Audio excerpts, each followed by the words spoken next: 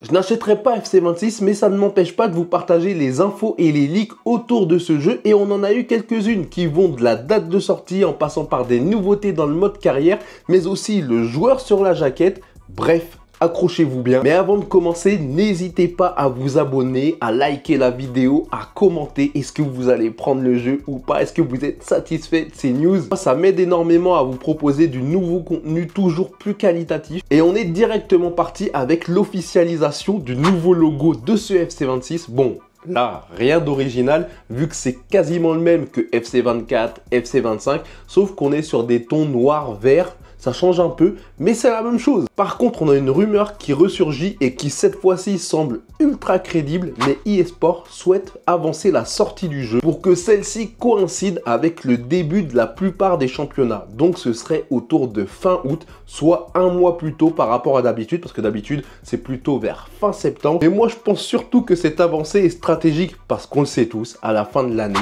il y a un mastodonte qui sort. GTA 6. Qu'on se le dise, GTA 6 va faire de l'ombre à tous les jeux qui sortiront cette année. Donc en vrai, si eSport sort FC26 fin août, ils écouleraient, je pense, plus d'exemplaires que de le faire sortir fin septembre parce que les gens vont se dire non mais on est fin septembre. Il y a GTA 6 qui sort entre octobre et novembre. Donc je pense que c'est grave logique que eSport sorte FC fin août en disant oui c'est pour faire coïncider la sortie avec le début des championnats pour rendre le truc plus réaliste tout ça parce qu'on le sait hein, eSport chaque année ils nous sortent des nouveaux trucs pour coller entre guillemets à la réalité alors qu'il y a les playstyles tout ça, bref on va pas en parler ici. Et en plus j'ai échangé avec pas mal d'entre vous en commentaire qui disaient qu'ils n'allaient pas prendre FC26 pour justement prendre GTA 6. En gros ce serait l'excuse pour ne plus prendre FIFA et en vrai je les comprends grave parce que faut pas oublier, FIFA, pour le prendre, si vous jouez à FUT, on parle quand même de 100 €. 100 € avec tout ce qui est offre de précommande. Ils te donnent des points FIFA, tout ça pour bien commencer le jeu comme ils disent à chaque fois. Mais GTA 6, ce sera sûrement le même prix. Donc, le choix, il est vite fait. Surtout qu'on le sait, 100 €, c'est une somme. Souvent, les gens, ils achètent qu'un jeu en fin d'année, même pour les cadeaux de Noël, tout ça. Donc, bien évidemment, qu'il y a des gens qui vont prendre GTA 6 et pas FIFA. Maintenant, passons à une nouveauté du mode carrière. EA a fait le choix étonnant, enfin plutôt pour moi un choix de feignant, de prendre de l'intelligence artificielle parce que désormais, quand tu lanceras ta carrière et quand il y aura une interview de joueurs ou même une conférence de joueurs, tu sais, tu devais poser tes questions aux joueurs, ça faisait genre en mode journaliste, tu vois.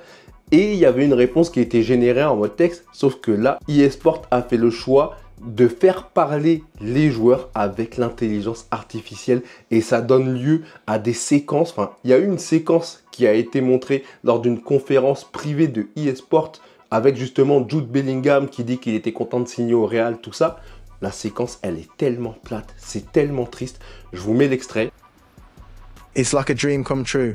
Stepping onto the pitch for the first time, it was a surreal feeling. I mean, I grew up watching Real Madrid. I even played as them in EA games with my brother Joe.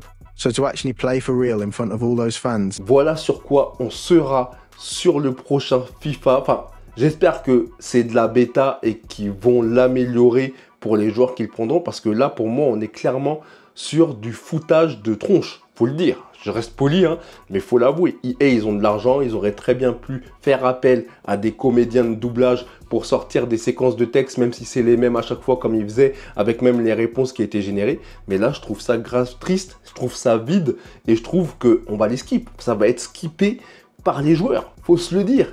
eSport, ils ont de l'argent de fou, même si là, ils commencent à se refaire un petit peu une santé parce que FC25, ça a été annoncé comme quoi les ventes étaient bien en dessous de ce qu'ils attendaient. Ils ont fait une communication, ils ont même revu l'argent qu'ils devaient gagner à la baisse. Et là, bah, voir ça, c'est clairement un aveu de faiblesse. Ou bien, il se cache même plus de se foutre des joueurs. Mais justement, on parle de Jude Bellingham et là encore, EA fait le choix de la facilité avec le joueur sur la jaquette puisqu'il ne s'agit ni plus ni moins de Jude Bellingham encore une fois. Et cette fois-ci, on a eu des détails. Alors, je sais pas si c'est un leak, si c'est à prendre avec des pincettes ou si c'est les deux. Souvent, de toute façon, il y a une part de vérité et voir sur combien d'années ça s'étalera. Mais Jude Bellingham et maintenant égérie ou représentant, appelez ça comme vous voulez, de eSport FC. Il sera donc sur la jaquette de FC26, mais pas que, puisqu'on parle d'une collaboration long terme. On n'a pas les dates, mais il sera au moins sur FC26, FC27, FC28.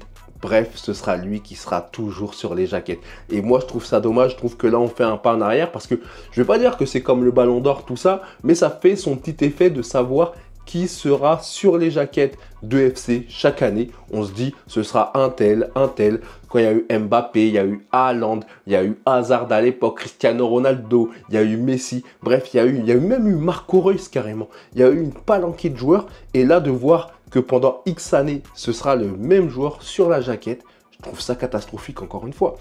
Quel est le plaisir? De toute façon, ça ne pouvait pas être un joueur du Barça, donc oubliez Yamal, Rafinha, tout ça, puisque eux, ils sont en partenariat officiel avec eFootball durant X années, ils sont carrément ambassadeurs. Même Yamal lui-même est ambassadeur officiel de eFootball, donc je crois que même lui, ça va encore plus loin que le FC Barcelone. Bref, mais Jude Bellingham, bon là ça va, il fait pas une mauvaise saison, mais imaginez les autres années, il fait des saisons catastrophiques où carrément il devient remplaçant, tout ça, il perd son statut.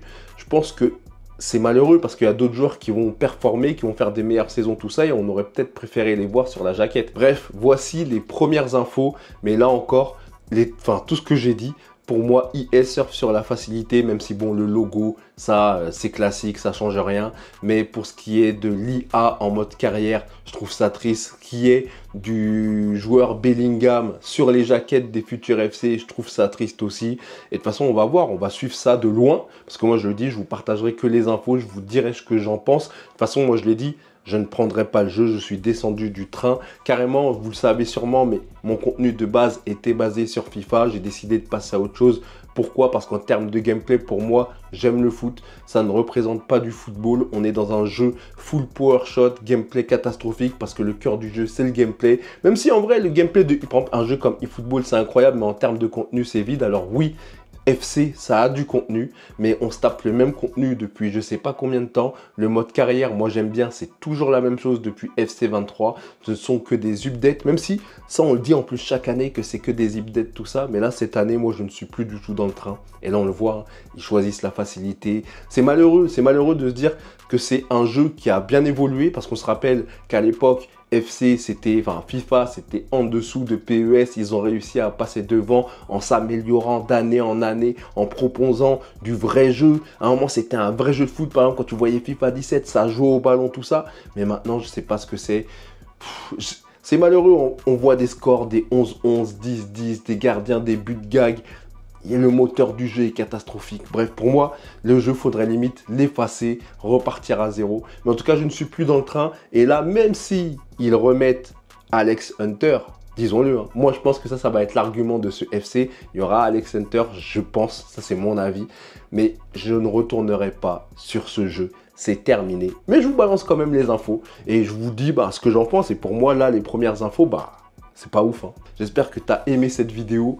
Et petit like, petit commentaire. Toi aussi, dis-moi ce que tu en penses.